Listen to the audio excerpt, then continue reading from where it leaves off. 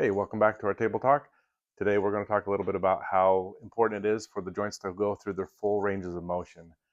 This is one thing that we don't think about, but I mean, when we're in front of a computer for too long or we're doing one motion too long, eventually the joints start to degrade and they start to get stuck and they don't move, and then we end up with arthritis.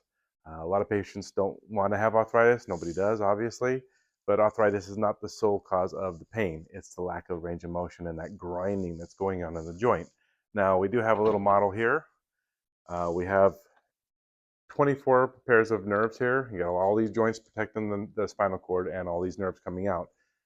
So what we have is we don't have a good blood supply going to the actual joints themselves. They are actually range and motion dependent. So if they're not moving through their full range of motion, you're not getting nutrients in, you're not getting toxins out. So it's very important that those joints move through the full ranges of motion. This is why chiropractic is very helpful in establishing that. So when we go in there, we mobilize that joint, we're going to help that go through its full range of motion, and thus that's going to stop and decrease arthritis as well.